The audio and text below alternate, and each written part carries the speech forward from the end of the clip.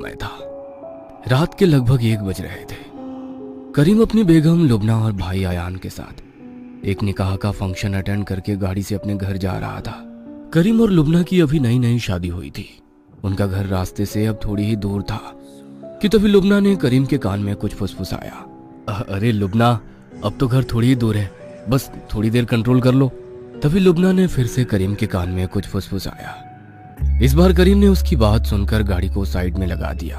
अच्छा ठीक है, जाओ, लेकिन जल्दी आना और सर से अपना दुपट्टा मत हटने देना। करीम की बात सुनकर लुबना रोड के दूसरी तरफ के जंगल के थोड़ा अंदर गई और थोड़ी ही देर में वापस आकर गाड़ी में बैठ गई। वह जैसे ही गाड़ी में बैठी तो करीम उसे देखकर उस पर चिल्लाने लगा। मैंने कहा था ना तुमसे कि सर से पल्लू को मत हटने देना, तुम क्यों नहीं सुनती हो? आधी रात का समय है, खामखा कोई रूह तुम पर हावी हो गई तो जान को आफत हो जाएगी। लुबना बड़े ही ध्यान से करीम की बात को सुन रही थी और वो लगातार एक टक बिना पलक झपकाए बस उसे ही देखे जा रही थी। करीम के इतना सब कहने पर भी उसने उसकी बातों का कोई जवाब नहीं दिया और अपने दुपट्टे को हटाकर उसने गाड़ी के पीछे वाली सीट पर फेंक दिया।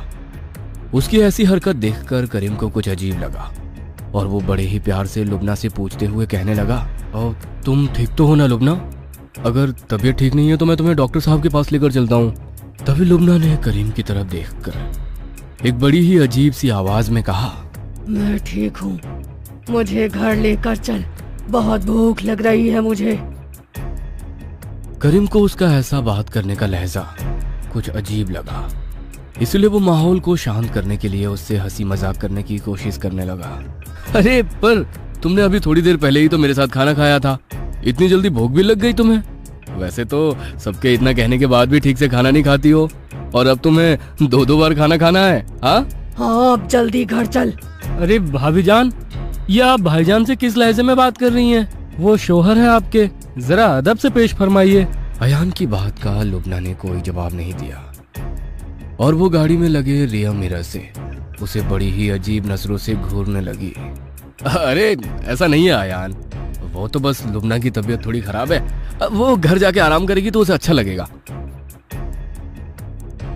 घर पहुंचते ही करीम लुबना के लिए खाना गर्म करके रूम में लेके आया तो देखा कि लुबना सो चुकी है। वो खाना लेकर वापस किचन की तरफ गया, तभी उसे अपने कमरे में बड़ी ही अजीब आवाज सुनाई दी। उसने जैसे ही अपने कमरे में जाकर देखा तो लुबना दूसरी तरफ चेहरा किए जमीन पर बैठी कुछ खा रही थी।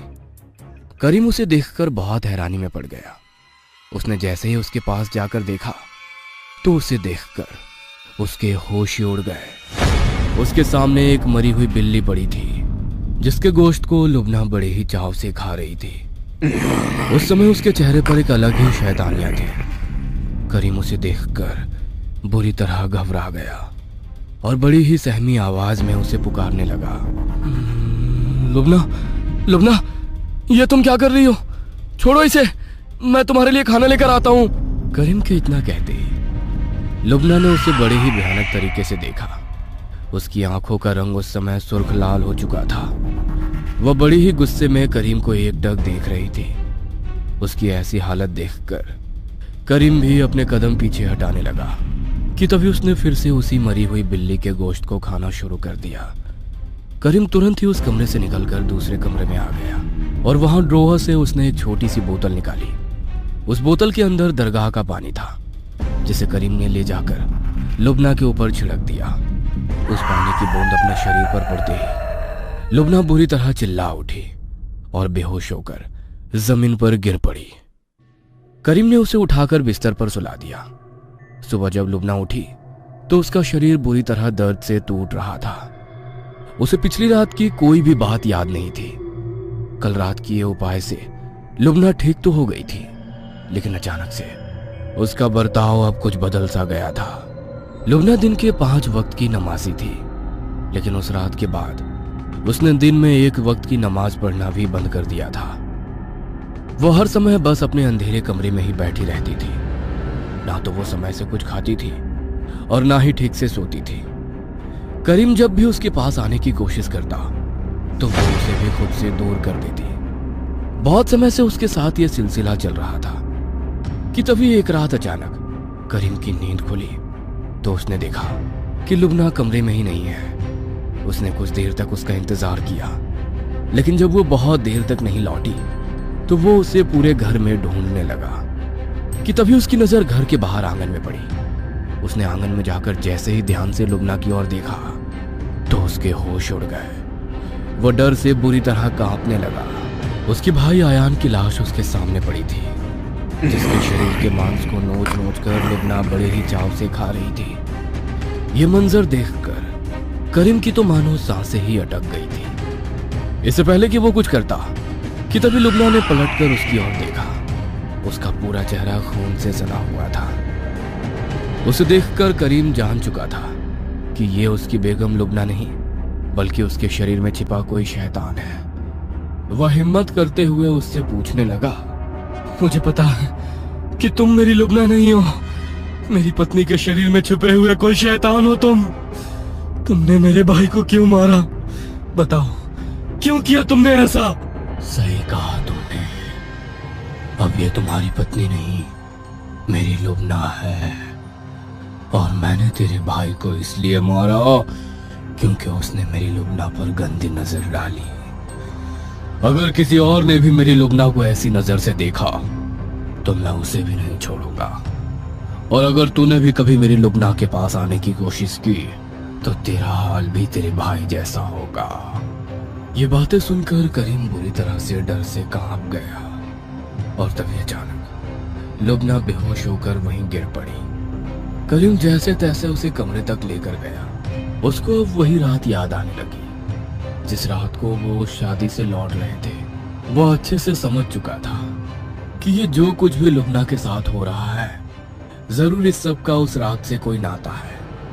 वह समझ चुका था कि अगर उसने अब और देर की तो शैतानी शक्ति धीरे धीरे उसे और लुबना को भी खत्म कर देगी।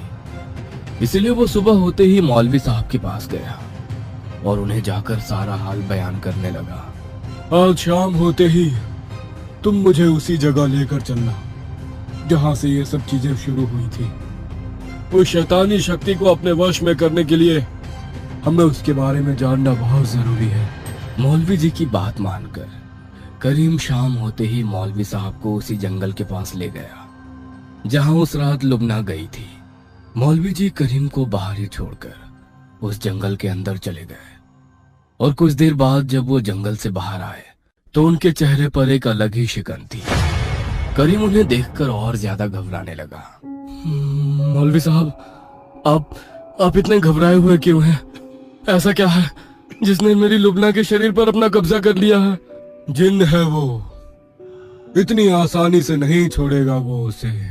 मौलवी साहब की बात सुनकर डर के मारे करीम के शरीर से पसीना छूटने लगा कि तभी मौलवी साहब ने करीम से कहा, दरगाह पर लेकर चलना होगा हमें उसे, तभी वो ठीक हो पाएगी। नहीं तो वो उसे उम्र भर उसके शरीर को नहीं छोड़ेगा। लेकिन मौलवी साहब, हम उसे दरगाह तक कैसे लेकर जाएंगे? वो उसे कभी ऐसी पवित्र जगह नहीं जाने देगा। तुम उसकी चिंता मत करो, मुझे अपने घर ले चलो। मौलवी जी की बात सुनकर करीम तुरंत ही मौलवी साहब के साथ अपने घर आया। उसने कमरे में जाकर देखा तो लुबना वहां नहीं थी। वो दोनों उसे पूरे घर में ढूंढने लगे कि तभी पीछे से उन दोनों को एक बहुत बड़ा धक्का लगा और वो दोनों अचानक से गिर पड़े।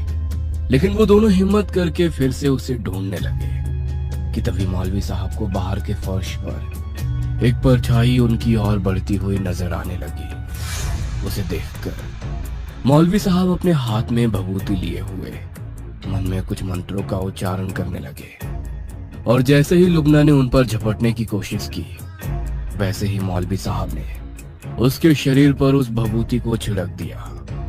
उस भभूति का स्पर्श पाते ही उसका शरीर बुरी तरह से जलने लगा कि तभी मौलवी साहब ने अपने झोले से भभूति निकालकर उसके माथे पर भी लगा दिया। और वह जैसे ही चिल्लाने लगी, वैसे ही मौलवी जी ने उसके मुंह के अंदर भी उस भभूति को डाल दिया, जिससे वो भभूति उसके शरीर में प्रवेश कर गई, जिससे उसके शरीर के अंदर उस जिन्न की ताकत कमजोर पड़ गई।